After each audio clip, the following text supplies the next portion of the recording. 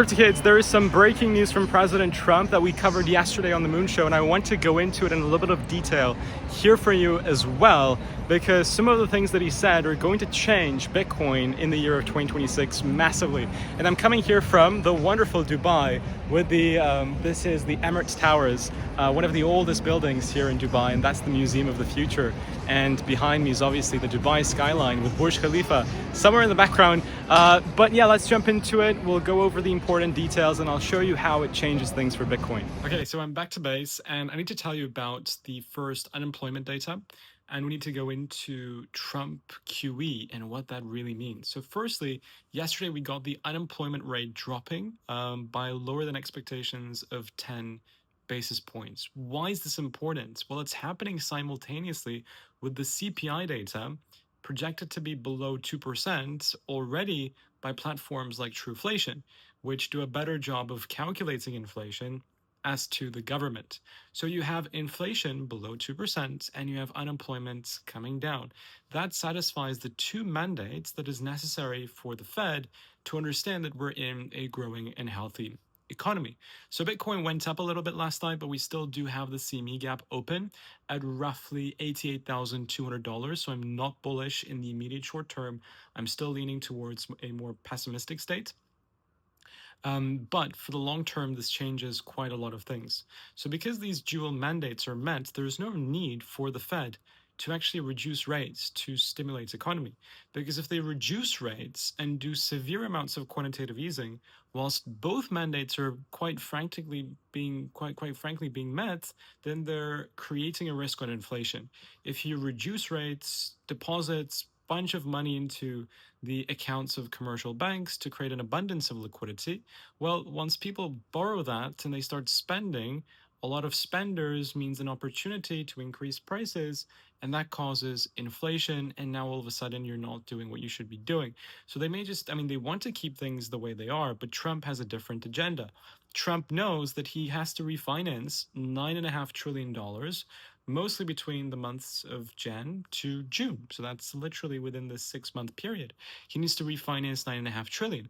When you refinance by issuing new bonds. If you issue bonds whilst interest rates are where they are, currently at about 4%, America will have to pay hundreds of billions of dollars in unnecessary interest. Whereas if they just reduced it to 1%, oh my God, day and night difference. And that money can be allocated to other things. So President Trump gets that. The Fed doesn't really care about the interest. They don't focus on that so much. So he's appointing a new Fed chair very soon. He in fact said that he's decided who he wants his Fed chair to be. We're stuck between Kevin Warsh and Kevin Hassett. Both of them are known to be pro-Trump monetary policy, which is reducing rates, even if technically it's unnecessary for the dual mandate, but it is necessary to pay less in interest, and both of those candidates are pro-crypto. So Trump is doing his own QE. He's going to force it. He's increased the defense spending for the military from 1 trillion to 1.5 trillion. He claimed to be able to fund that extra 500 billion from tariff revenues, but so far he's only generated 215 billion, with 130 billion potentially going to be refunded back to the individuals that paid it if the Supreme Court comes up with a decision saying, hey, you know what? The tariffs were unlawful.